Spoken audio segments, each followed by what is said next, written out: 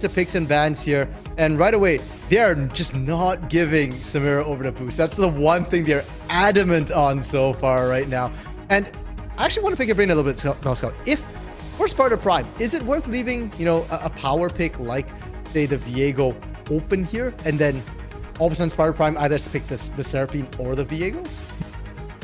I think that they could go either way with the draft. Like, they've been looking really strong in this series, that they could take over any pick that they want. They control this series right now. You know, the first game they lost, they came back game 2. Like, they even lose the first game. Game 3, it looked like they aren't even playing the same series anymore. Oh, I love it here. Yeah, so sadly Viego did get banned away, so we don't see that coming through. Who Flashed That Fight banning the Olaf of all champions here, and it's been Who Flashed That Fight playing the Olaf. I mean, granted Sparta Prime did get in game 2, but that does leave Seraphine and LeBlanc open. Yeah, it's leaving up triple enchanter. The LeBlanc is still open. There's so much flexibility for these two teams now that these champions are left up. Okay, so they picked themselves the Seraphine. I mean, that was as you predicted, Mel Scott perfectly predicted there, but you kind of have to play it support because you can't play Seraphine into LeBlanc. Lulu works against LeBlanc.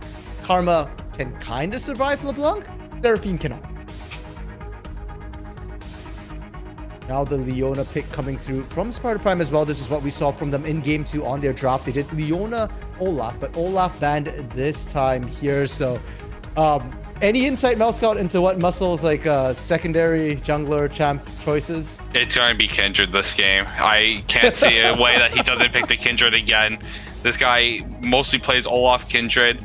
You know, I think he does play Lee Sin if I'm not mistaken. I highly doubt we'll see it, but it is a chance that he could do it. You know, he might be feeling confident after that last game. Fair enough here, you know. Yeah, the Kindred would synergize very well with the Leona here, but no, they just straight up picked the LeBlanc. And you know what? I appreciate that because we already saw that Stop Amy just did so well on it, and Donut Maker didn't quite seem to have a good answer to it here. We'll have to see if they can find something else that can deal with it. Irelia? This is reworked Irelia. We are on live patch 11.14 here, and Irelia got some... They called it a rework. It looked like a buff to me. Yeah, it looks like a buff to me too. Honestly, this could be a flex pick either way, going to the top lane also. I would love to see them pick up another enchanter, but, you know, who's for me to say that that's what they need to do to win this game? Yeah, we'll have to see. And Irelia can be flexed between, you know, top and mid as well. So I believe part of the change of the reworks were actually made her stronger against physical champions. So if you're going into that LeBlanc there, you're really not getting that advantage. The Sejuani being picked up, and I think we can already start to see the core of what Who Flashed That Fight want here, Mel Scout. A lot of AoE lockdown coming through with that Sejuani Seraphine picks already, and Irelia can dive very heavily into the backlines here. Yeah, I think the Sejuani Irelia pick is a really good combo. This really puts them in a better 2v2 situation they've been in the last 3 games. So it's really nice to see that they're still confident trying to win these 2v2 fights. And let's see if they can actually get it done. Oh. And Lee Sin, however, this would be really good. They heard you! Muscle knew, man. Muscle's tuning in. They picked the Lee Sin just to show you, Mel Scott, that, hey, I play more than 2 jungle champions. I knew he played the Lee Sin. I didn't think he would actually pick it, but the LeBlanc Lee Sin 2v2 is actually really good early game. Definitely, probably not the best response into Irelia Sejuani, because late game, I really don't see that this Lee Sin is going to be any way useful compared to the Sejuani with the Irelia pick. So I honestly think Who Flashed That Fight has a winning draft right now coming into this series. Okay, so it looks like that palette cleanser worked, at least in the first half of draft right now. And for Sparta Prime, I mean, they're indexing very heavily into engage and sort of early game here. So I'm very curious to see how they round it out. They need themselves an AD carry and potentially a top laner. We're assuming that Lee Sin goes jungle. For Who Flashed That Fight here, they're still looking for potentially an AD carry. I mean, Seraphine, I don't know if Sting has placed a Seraphine, but Seraphine can be AD carry. But I'm going to assume AD carry and mid or top laner for them as well. Aatrox actually getting banned out for the first time this series here. I'm a little surprised. I thought they had a counter to it, but they've banned it themselves. Yeah, I definitely think that they could have probably left up the Aatrox because they should be feeling confident after that second game and the Vayne pick. You know what? Before I talk about the Vayne pick, Mouse Scout, why don't I hear your opinion first? Because I've got some very choice words with this pick. Okay. The lane isn't the greatest for them, Leona. You just want the Vayne to scale. You know, I think she does good against the Sejuani and Irelia, but she has no real extreme peel if they decide to dive on her. So the Seraphine, Irelia, Sejuani, that's definitely looking like a team that could definitely deal with a Vayne pretty fairly. Yeah, I'd agree. If that Vayne is not running cleanse, they are inting that lane right now. The sheer amount of CC coming out. And I feel like, okay, yeah, you can technically dodge an Encore, you can technically dodge a Glacial Prison, but Vayne's range is so short that it's difficult. You don't have the full time to do it, and Irelia to dive you, and then not to mention the top lane gets picked, it's a GP, suddenly you've got to navigate barrels, you're into a Varus who outranges you. This feels maybe a little overconfident coming through from Boost's success here for me. Last pick though, the Malphite being hovered here, and I don't believe it was... Has it been consistently banned? It has been consistently banned. They're still looking like they're going with the Gnar instead for a winning matchup here, just to bully the GP out of laning phase. But honestly, the Malphite wouldn't be the worst pick in the world for them. You know, he's weak side anyways, so it doesn't matter what you do. I really don't think that Muscle's coming top here to gank this Gangplank. I really think they're going to try to play the 2v2 mid and try to punish this Irelia early and make him irrelevant, so Stop Amy could pop off again. No, I fully agree with you here, Mouse Scout, in that read. And I think on top of that, Muscle is probably going to have to go down to triage that bot lane as well. Leona Vayne is a great kill lane, but I'm not confident that they're going to be able to get the shove. And I think it's going to be gank central in that bot lane as well. So the Gnar pickup, I guess, kind of makes sense because then you're just looking to dominate the lane with the Gnar here against the Gangplank. And I don't know, I'm not quite sure how I feel about this Gangplank here. You kind of forfeit the lane, like you said, you're going to be perma weak side, but you do scale up nicely. You do get really good poke with that Varus as well. And at least Who Flashed the Fights team has an identity here. But Sparta Prime, Mel Scout, that's still looking a bit like a mishmash to me. Thoughts on the overall composition? Honestly, they look like they're playing heavily for the Lee Sin to take over this early game. I think that they could take the Gnar bot lane and teleport him down and force a 5-man dive with Stop Amy and Muscle. We saw Stop Amy and Muscle definitely roam down together once or twice every game and make sure that Stingus is on his toes every single time. So if you bring down that Gnar and get that Vayne ahead, it'll definitely get a lot better for this Vayne. It makes sense. Vayne is a hyper carry. I know you're calling for Stingus to play a hyper carry with the Enchanter, but it doesn't matter who has the hyper carry. As long as he can get it fed, it can definitely take over a game. Again, very mobile champion. Now, we talked about the fact that early game, you know, we can look for Starter Prime to try and gank that bot lane, but I'm kind of interested in your take on the late game here with these champions, because I feel that Flash of Fight has a better late game, but the Vayne's kind of making me hesitate. So how do you think the late game is going to play out, or do you even think we're going to get to see a late game? It definitely relies on Sparta Prime's early game skirmishes. You know, they've been looking really strong right now, but in the late game, I really want to go with Who Flashed That Fight. You know, you have the Gangplank, you have the Irelia, you have the Sejuani that combos well with both of them with her E. And then you have the Varus that's able to shred them down if he goes lethality this game. And the Seraphine to top it all off, it makes it a really good team fight potential for this game. So I could definitely see that these team fights around the 3rd and 4th Dragon is definitely going to go in the way of Who Flashed That Fight. Okay, so definitely looking at Sparta Prime to take advantage early. And another thing that I actually just noticed as well is the lack of magical damage coming through from Who Flashed That Fight because they are running triple AD threats, and then Seraphine. It's interesting because normally we see Moonstone Renewer, but I wonder if there's a chance they build like 8 on a support Seraphine. Is there a world we see that happen? I don't think so. Fair enough here, and we'll have to see how that goes. Now, we talked about how the comps want to operate. Key question, Mel Scott, you knew it was coming. Is this going to be a 3-1 for Sparta Prime? Honestly, Who Flashed That Fight's team comp is looking really good this game, so I want to go with them. If Sparta Prime somehow makes a miracle run, I wouldn't be surprised to see if they win through this early game again.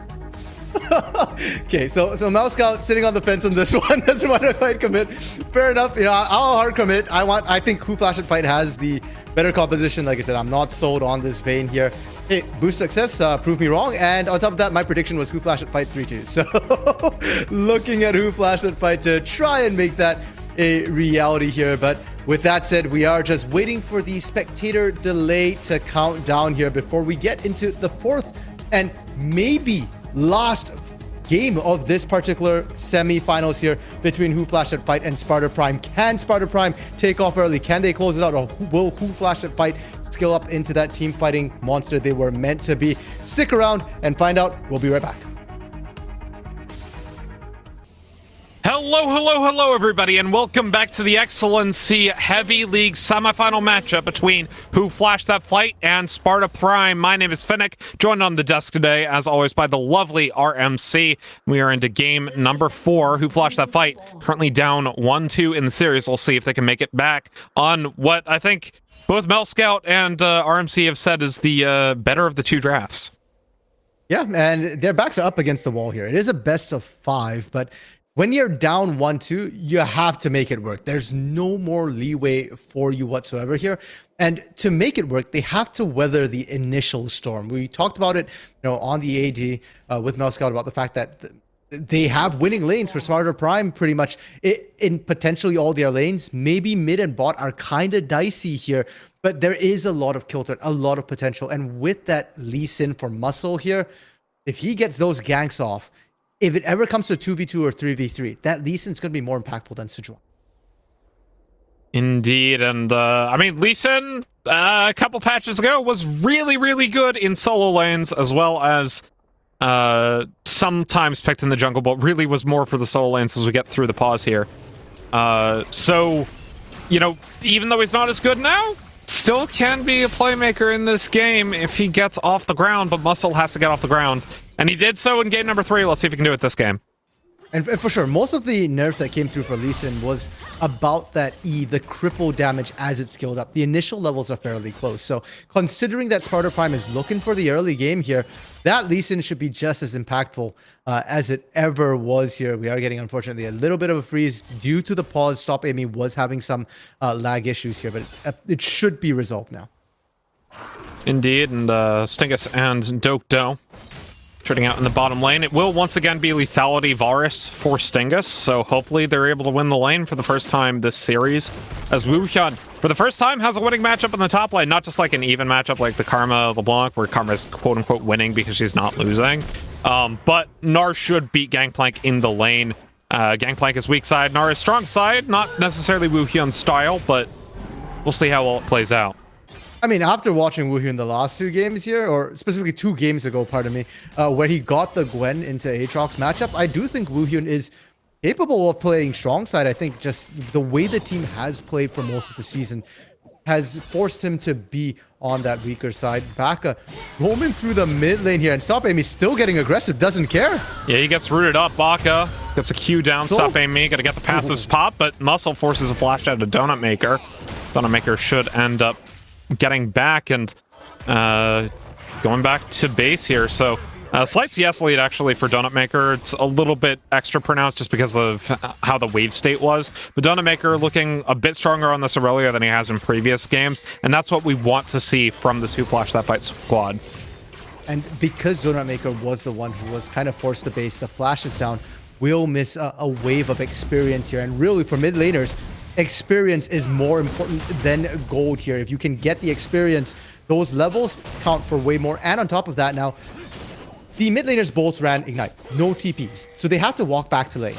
The question is whether the flash or the Ignite is more valuable here. Bot lane, we are seeing a touch of action come through, and the range poke seems to be getting the advantage here, but we've seen this matchup or something similar to it also before back in game. Thus to Dawn, though, winning this lane against the Gnar ever so slightly as well. So, taking some weak points from the previous game, turn them back around. Obviously, if Gangplank wins the lane, that's insanely good for the team with the Gangplank, because Gangplank is not supposed to win lanes, right? He's a weak side top laner. So, with that, we'll see how well Dust to Dawn does in this matchup. Stop Bane Me getting aggressive on Donut Maker, though. and can't get the electrocute proc. I find it interesting that there was a ward in the bush which spotted Muscle, and then back up popped the Scryer's Bloom, which then told Muscle he'd been spotted. If not, I think they could have actually wasted more time. We are seeing a full-on 2v2 though in the mid lane right now. There's no camps that Muscle urgently needs to clear, so he's going to be more than happy, you know, sitting in here soaking up some of the experience. But for Baka, you've got plenty of camps, and as a Sejuani, you're trying to power farm to 6 as quickly as you can. Wuhyun, though, in a bit of trouble topside, only up to 200 health, does not have anything, and the flash gets used, and the Q. Dusk to Dawn with the first blood topside.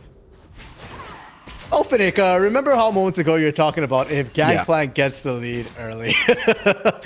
I think we're at that point right now. Wuhyun gonna struggle a little bit in lane against this GP, and I'm waiting for that 6 to come through. Once that cannon barrage is there, once the Glacial Prison comes through from Baka, that's when I really think when Who Flash at Fight is gonna start actively looking to make plays happen.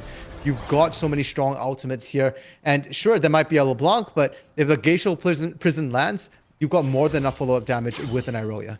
And Dusk to Dawn has the Sheen, so that is kind of the lane power spike for the Gangplank, compared to Anar with nothing but a refillable potion and a cloth armor. So this is a very rough lane once again for Wuhyun. Meanwhile, in the mid lane, Donut Maker getting a CS lead on to stop Aim Me, and this one is real. It's going to equalize at about 7 to 10 CS for the Who Flash That Fight mid laner. Yeah, and this is not where Sparta Prime wants to or needs to be in order to take this win. We talked about the strength, the early game strength of their composition, but their late game relies very heavily on this Vayne, who has been able to lane rather successfully here, is still even in CS despite the range disadvantage. And we do see Muscle looking down here, will get spotted. Going for this? Yeah, Zenith Blade, though, on to Baka. They get a root down from the Seraphine. Flash out of the way, but Baka is still in trouble as the knockup finally lands on to Muscle. He'll be able to get out. Oh, Dusk to Dawn now, about to face a Meganar. I mean, Wuhyun has the level 6 spike, but unfortunately, oranges are there. So it's going to be tough. Well, the terrain, unfortunately, not quite able to get anything. And Dusk to Dawn got his dancing shoes on here, just breaking ankles left and right topside. And Wuhyun can't quite find anything. This Nar pick really isn't working. I mean, they hovered the Malphite. I think the Malphite would have been so much easier to execute. I think part of it was like, oh yeah, let's punish the GP pick. But if you're not comfortable on the Nar, or maybe if you are, but if you're not comfortable in this matchup, then it turns into a weakness for you. Aurelia pops the ultimate down, but still rooted up despite the flawless duet onto Muscle. He gets taken down. Cannon Barrage used, though, and Baka is able to trade that one around with the aid of the Gangplank. And Baka was not 6 yet. If they were, Stop Amy probably did at that point. That's the sort of cross-map play I was referring to with this GP that you can make. And yeah, sure, Donut Maker goes down, but if you're gonna get the kill onto Dusk to Dawn, that's a worthwhile trade here. You're losing out CS a little bit. You're losing out experience, more importantly, but so far, Donut Maker's been able to hold this lane. Ignite's still up and available, so there is still kill threat on this LeBlanc. Indeed, there is. Stop Aim Me, though. Gonna get the replica back up in a second. Wuhyun, though, about to go Mega onto Dusk to Dawn, but there's this huge wave, and Wuhyun has been zoned off of it beautifully with the barrels, and there's Baka getting in onto Wuhyun. He dashes away, flashes away from the Glacial Prison. Here comes Muscle, gets the kick away. Wuhyun, he's able to trade it back around. They're able to get the gameplay with the shutdown on the Lee Sin. Baka and Muscle trading it out, but Muscle should win this one. Double kill for Muscle. Wuhyun might not be able to win his lane, is not necessarily the best strong side top laner, but boy does he know how to survive a gank. And now Donut Maker has to be careful. There's more than enough minions though, and they have full vision of Muscle here. Goes in, auto the LeBlanc, forcing the passive out, and there's the TP from Dusk to Dawn. Muscle ward hops away from the flawless duet. That was the ignite pop from Donut Maker there to look for the kill. So Stop Amy able to bait that out, and needs to go back to base. This lane is not safe for you against something so mobile. Zenith plays Solar Flare bot side, though. Doke gets the Seraphine ultimate on the two members with a flash follow-up, and Sightstone gets the kill. Stingus can't find the follow-up on the Sightstone. love the fact that Sightstone's still looking to see, hey, can I get a kill? I think I can get a kill. No, you can't. Walk away. Don't lose this. Muscle's coming down here, and so is Baka, but no Glacial Prison means the Lee Sin's got the better chance of making the dive work. Wuhyun and Dostodon, meanwhile, in the top side, trading it out. And Wuhyun, getting better trades in with a Meganar, but he's still down about 13 CS. Speaking of CS deficits, take a look at this mid lane. It's 24-25 CS now for Donut Maker. He's got a 500 gold lead on CS alone in this mid lane. Now these Irelia reworks here, I was thinking it'd be a rougher lane against Mage. Not necessarily. Stop Amy. Into the Vanguard's edge. Stop Amy. Has to flash away. He's not safe. Flash follow up Q, and Donut Maker picks up the kill. Ooh boy, that's a rough one. And I think we can now categorically say that mid lane has been won by Donut Maker. Stop Amy cannot win, or is unlikely to win this 1v1. Muscle though is 3-1-0, and he can definitely change that lane. Just needs to look, well, I say he needs to look mid, but he has been looking mid and hasn't been able to convert anything there. 86-52 is the CS lead, and in the break we were talking about how Donut Maker needs to win this matchup as he's lost all three just for the sake of his mental this series, and you know what? He's winning the matchup, and that is such a boon for Who Flashed That Fight, just mentally, not even just on game state. You're looking for the stun, does find it. Muscle's here as well.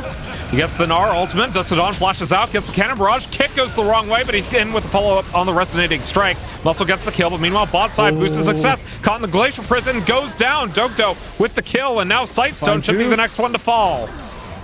Nice and clean bot side there. And I said that if Boost didn't take cleanse, he was trolling. He did take cleanse, but it's not enough. There's just so much CC coming through, and it's worth it because it's the bot lane. They find themselves 2 kills to the only one on the top side there, and Stingus finally able to get himself a bit of a lead. I almost want to say for the first time this entire series. Indeed. But at the same time, as we are at the 12-minute mark, we can take a look at the gold. It is about 1.2k in favor of Who Flashed That Fight, so not nearly the largest lead they've had at, or any team has had at the 12-minute mark this series. However, still is pretty good. Stop Amy dodges away from Donut Maker. This is a troublesome LeBlanc lane now. Stop Amy getting the same treatment as Dostodon got in game number 2. Yeah, you don't get to step out right now, and even under turret, you're not safe. So it does get really dicey. While all that was happening, first Drake did go down in favor of Who Flashed That Fight a bit of a while ago here, and it was that Cloud Dragon, and Herald went down to Muscle while that dive bot was happening. So a lot of strategic tools being picked up by these teams. Let's see how it works. Muscle looking once again down to this bot side here. Yes, the open path onto Stingus. They're able to get the Solar Flare. Tries to make his way out with the Zenith Blade to get the 2-man charm out with the Seraphine, and Chains of Corruption are good. Sightstone and Boost have to make their way out as the Sejuani is making her way in. In comes Muscle onto Dokdo. Another Zenith Blade. They're able to get Dokdo, so now it's a 3v2, but the health bars are low. Dostodon and Wuhyun trading out top lane, though, as directed camera does not want us to see whatever the heck is going on bot. Dostodon, though, got a barrel. Wuhyun goes Mega.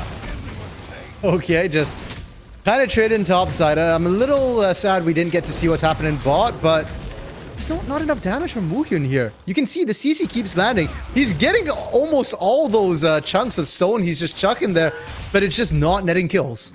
Interestingly enough, Donut Maker started with the Wit's End instead of basically any other item on the Aurelia, Blade of the Ruin King, for instance, or a Mythic. So this is specific to the LeBlanc matchup, but he's going to be a little bit more susceptible to Muscle, but they got the Vanguard's Edge into the Glacial Prison. This is disastrous for Sparta Prime. Shutdown goes over to Donut Maker as Top Amy tries to run for his life. Should be able to make the recall happen. I mean, Sightstone is top side here. They can try and come back down, but no, the pathing's not right, and Stop Amy looking for the execute. Yeah, should be able to find... Oh, never mind. GP gets the ultimate, gets the kill. That's unfortunate. Sightstone, though, rooted up by Dokdo. Baka dashes forward. Flash out from Sightstone. Zenith Blade in onto the enemy top laner, and it's Solar Flare. Wuhyun picks up the kill onto Dust to Dawn, but now he's in trouble. Root lands with the Seraphine onto 2 members as the Sun finds his way from Yuhan. But unfortunately for him, he's in trouble from Dokdo and Baka. Excuse me. Still 2 for 1 in favor of Who Flashed That Fight top side. I feel like Sparta Prime is mechanically playing things really, really well, but they're just slower on the macro rotations. Muscle looking for that play mid, tried to hold the Dragon's Rage there, but Baka was already closing in, so was Docto, and it's just the map rotations. Again, top side, same problem, right? You see Sidestone there with Woohyun. They played that really well. They found a kill, at least on the back end of it. But in the first place, you shouldn't have been in that position. The moment Stop Amy decided to execute, Sidestone just needed to back right up under the turret with Woohyun. Plus, Tadon now has the Divine Sunderer completed as well. This is a very scary gangplank as we approach the mid-game point. Next Dragon spawns in 40 seconds, though. We'll see what the teams decide to do. For this Dragon here, it's difficult for Sparta Prime to look for it. We talked about the way Who Flashed That Fights comp is going to work. They've got a better team fight, and it's looking like it's already online here. No Cannon Barrage, though, does mean they won't get the cross-map play, but there is a TP available, and the barrels, if Gangplank is physically there, will do the exact same thing. Woohyun's Rage already used as well, so they're not in the best position for this. Stop Aim Me. Engaged upon a little bit by Baka, but it's just enough to get first tower in that mid lane. Not pre-14, but with over a 3,000 gold lead for Who Flashed That Fight, it is looking very good for them. Rift Herald taken by Sparta Prime, though. As the Dragon has spawned, they get the Glacial Prison, and that is a goodbye to the LeBlanc. 0-3-1 this game. Completely different look from the Sparta Prime mid laner. Yeah, definitely a lot sloppier there. Walked over a control ward, and Muscle, you're not safe here. Dodges out from Baka, though. Here comes Boost. Here comes Sightstone. That's Baka a has to flash away, but he's actually stunned up in the Condemn into the Solar Flare. Here comes the charm, but it's only on one member, and that's the support. Baka goes down. Shutdown goes over to Muscle. And here comes Woohyun. They're looking for Stingus. Stingus taken down low. Into the Resonating Strike. Dragon Kick. And Stingus, he's in trouble from Boost. He goes down. But here comes the Vanguard's Edge and the Gangplank ultimate. They're trying to get the kills, but Donut Makers can't make them connect on anyone but Woohyun. Woohyun flashed upon. Q lands from Donut Maker. It's 2-for-1 in favor of Sparta Prime. And Muscle is able to make his way out. That is all control, all priority over Dragon loss here, and it is the Inferno Drake, which leaves us either Mountain or Ocean Soul here. And for the side of Sparta Prime, you give this one up, but you cannot give anything else up. Mel Scout had said it in the draft phase that it's Who Flashed That Fights composition who's really going to start coming online at third Drake. Well, they're online already at second Drake. They've got first two, and it's uphill from Sparta here. They need to find better picks where they're not trading one for one. Boost gets the Immortal Shield Bow as well, so Lethality Varus is aligned with the Duskblade, as both of these AD carries have their mythics. Stop him. He can't even... He's struggling even against Stingus right now. That is not a sight you want to see. You're the assassin. He's an AD carry. Yeah, sure, he's got a Duskblade. That's all nice and well. That's more damage, but you still shouldn't be necessarily losing that trade there. And for Stop Amy, as the LeBlanc, if you can't assassinate a single target, you're not exactly relevant. And they need to start finding some ways to get him back in the game, whether it be giving him a side lane or whether it be giving him direct kills. Mortal Shield Bow completed for Donut Maker, as well as he is 2 items to 0. Stop Amy going straight into the Zhonya's Hourglass, actually deciding that is the best option at the moment, or at least delaying the Mythic to get the Seeker's Arm Guard. All this is happening while we're getting a bit of a stall here. Baka is getting a free second Herald. First one was picked up by Sparta Prime and didn't even manage to crack that bot lane turret either. So far, we've seen Who Flashed That Fight much more able to really pressure down these objectives. And with Herald in pocket, that's a guaranteed turret. 3,000 gold in the lead once again for Who Flashed That Fight. They have not increased it. Vanguard's Edge blinked out of the way by Stop Amy and is able to distortion away from the Flawless Duet as well. Some fancy footwork, but Stop Amy is down a flash. Yeah, I'm not sure that's worth it there. I mean, no flash down. You still can't trade necessarily. Muscle is in the area, but they're not looking to make this happen. And Sparta Prime are looking a little bit lost. They don't seem to have a good answer as to how to get back into the game or how to make a proactive move. And for Who Flashed That Fight, they're more than happy to continue their lane assignments. They were already winning here. And if they just continue scaling up, they will continue to win. Indeed. 3,500 gold once again. 19 minutes in. Who Flashed That Fight? Looking to set up around the neutral objectives. Dragon spawning in 2.5 minutes. Baron in less than 1. for these sort of major objectives. Again, Baron is not something that either team can comfortably take here. Maybe Who Flash and Fight can look for a bait, but they're likely to just be laning for the next minute and a half or so. And then roughly about 30 seconds before the dragon spawns, that's when we're really going to start seeing vision control becoming paramount. Already, Who Flash and Fight has been doing such a good job making sure that they can see everything in the river, and that Sparta Prime have not been able to do so.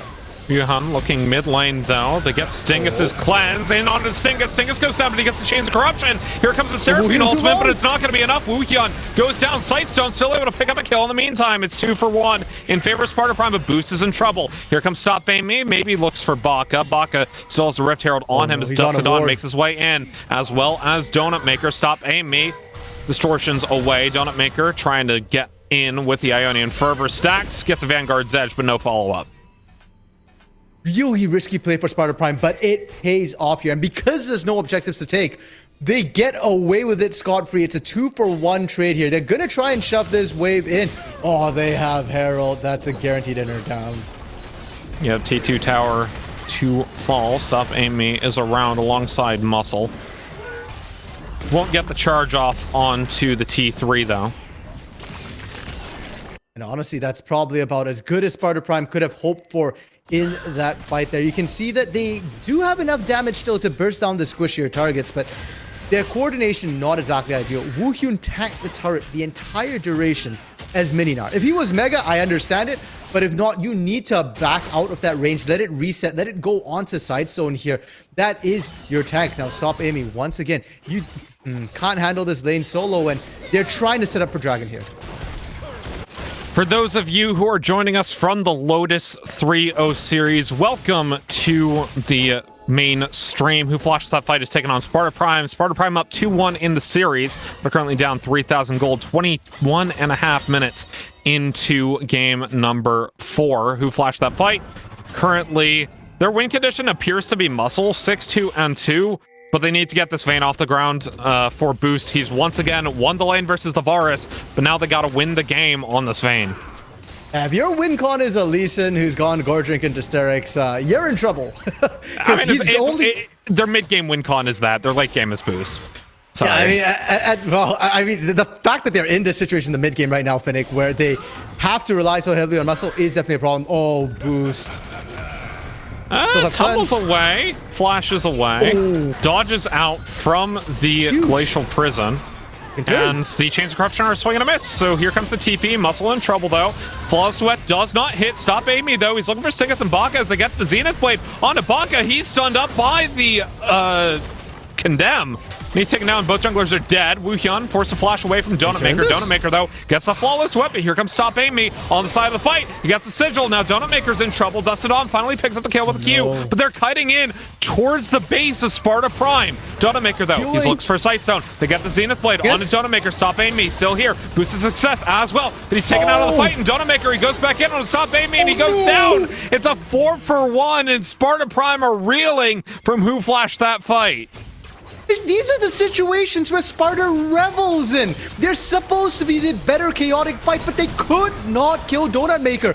Wit's End, Immortal Shield Bow, just too much sustain coming through, and Stop Aim Me. That magic resist from Wit's End right now is absolutely messing up this LeBlanc. Sparta Prime's win con of that Vayne is not able to do anything, and they need to focus on the Irelia. It's not the GP, it's not the Varus, it's 100% this Irelia. Yeah, Donut Maker absolutely massive after 3 underwhelming games from him. Once again, this is a great turnaround, a great statement from the Who Flashed mid laner. But as they have their first kind of commanding lead of the game, about 5,000 up at the 23-minute mark, you still have to wonder, is Boost going to get back into this game? Can the Vayne outscale this Aurelia GP? At this point, it's a lot less about is the Vayne going to be able to scale up. I think Boost has shown that he can put out the damage when he's allowed to free fire. The problem is zoning, and this is precisely why in draft Melska and I were a little hesitant with this Vayne pick. Well, you know what? Melska was hesitant. I flat out did not like this Vayne pickup because you're zoning. How do you get in there right now? And you can see that Boost is spending half his time trying to run away and not get killed, and it's only getting to fire the other half of the time. They're relying very, very heavily on picks. They try again. Oh, cleanse used from Stingus to get away from the Solar Flare. is Donut Maker. He's got a lot of Ionian Fervor. Stop Amy needs to get out of this one. Cannot defend the turret. Yeah, and doesn't have TP right now. Baron is up, and I want to see Sparta Prime like bait it for something here, make it look like they're going for it. They're trying, but they didn't sweep the wards clear just yet, and now they're gonna know that nope, they're not doing the Baron. You're okay to keep split pushing, and Stop Amy is gonna continue struggling. 2 levels down on Donut Maker. Completely different look once again from both of these mid laners. Donut Maker making a statement as Baron Dance is active. Both these teams dancing around that objective at the moment, playing the Vision game.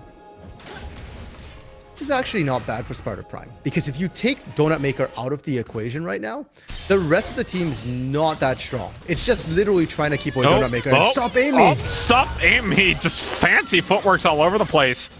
And Donut Maker is under tower.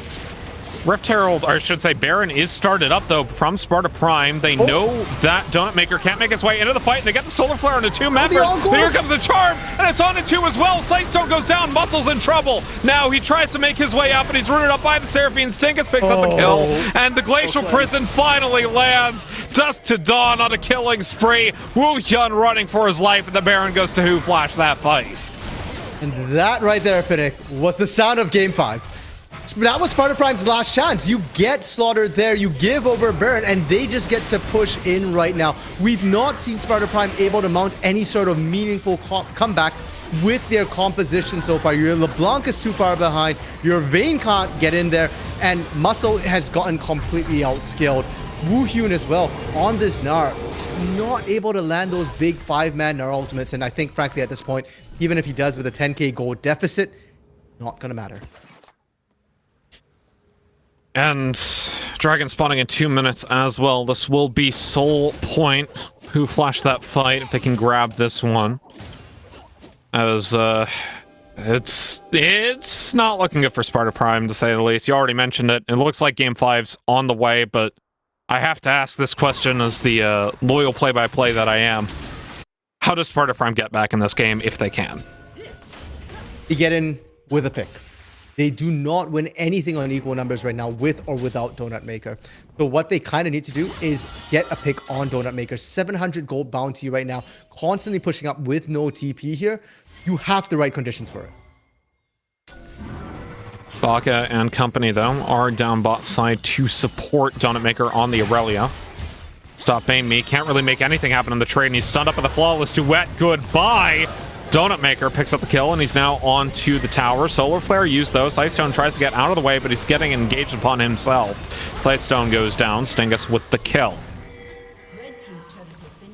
Oh my goodness. Yep, the pick was supposed to be on Donut Maker. The fact that Stop Amy got picked, they're just cleaning up right now. You can see on the Muscle.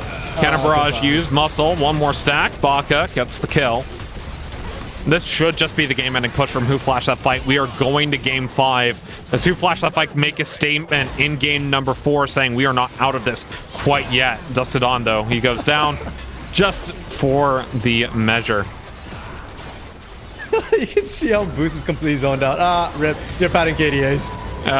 Yep, they are. Wu Hyun goes down. Stop Amy, back up, tries to dodge in, goes out. As Out9 Sightstone gets the Zenith Blade, but he's taken down as well. Double kill for Stingus. We're going to Game 5. Who Flashed That Fight?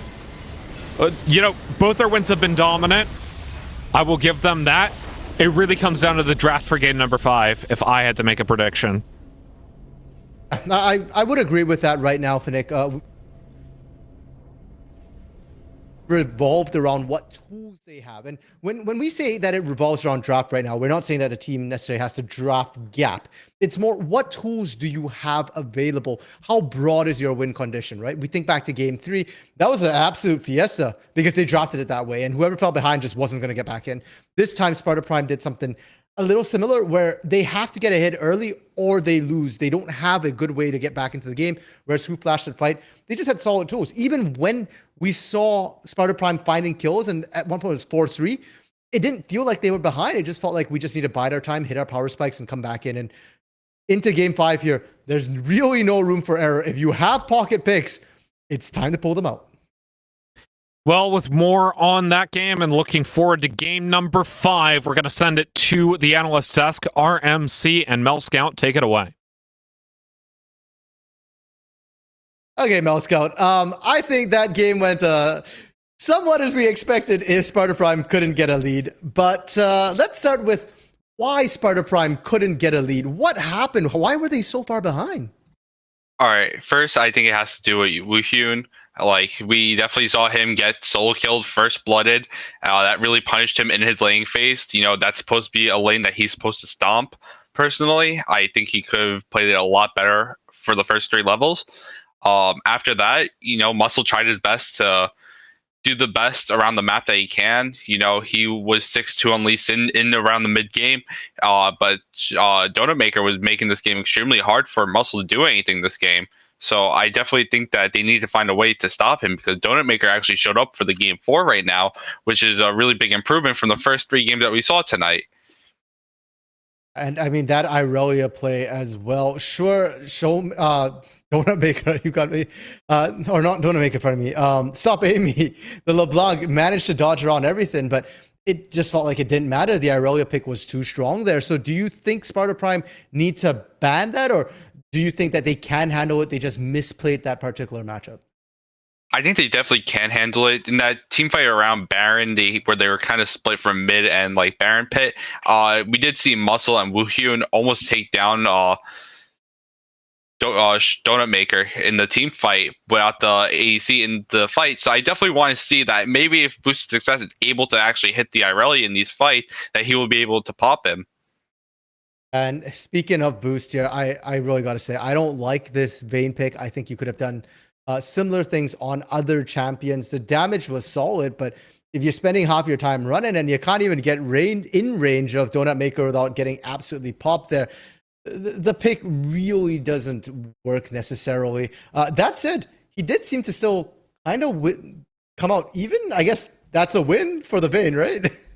I mean, I would like to say that most of that was credited to Muscle coming down into the bot lane in this game. He definitely found a few ganks. There were definitely a few 3v3s in the bot lane that definitely let Boosted Success to actually come out positive in this lane. But I really don't think the Vayne pick was overall the best pick they could have done here. I would like to see some adaptation from Sparta Prime in this draft. The 2 drafts they kind of had really hard losing draft where they just didn't have the tools to actually do something. So in this game 5, I really want to see either a pocket pick or just an overall draft gap from them that they're able to take the series.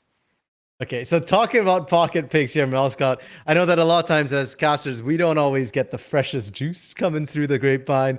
As players, sometimes when you guys scout, you find out things. Any pocket picks or anything that, we should be aware of going into the game 5 draft here? I don't think there's any pocket picks per se. Both teams both saw the double enchanted, but one of them has to pick it up eventually in this series. I really would like to see that somebody could bring up double enchanter. If you get double enchanters onto Boosted Success, you give him a hypercar, he will pop off. He had 4 games where he went positive. That is a really good player that you need to be playing around here. So if they could play around him, I definitely think that they could come out and win this game. And, it just reminds me of what you're saying about Jinx last game. For Stingus here. Boost Success has also played quite a lot of Jinx. They split 3 games on it here. 3rd most played champion. And if you have such a good AD carry player, I feel like just give him something that can hyper carry. Would have been able to output the same damage as Vayne, if not more, from a, more importantly, safer range as well. So it just feels like they're not necessarily maximizing use out of that. And Ezreal was open as well. We've seen both Stingus and Boost play that Ezreal to great effect. Both of them decided to just kind of let that go. Have been informed that we are having Sparta Prime on the blue side for the last game here. So they will have first pick. And who flashed that fight for red side? Now, does side selection or does the knowledge of the sides here, Mel Scout, change anything for you? No, I think it's just going to be a pretty standard draft here. They're going to either ban away the Olaf and first pick the Enchanter here, which has definitely been seen a lot. It's either going to be a Seraphine or a Karma pick coming out of the side from Sparta Prime. So I definitely think that if they build a comp around those 2 picks and around Boosted Success, I think they could really come out winning this draft.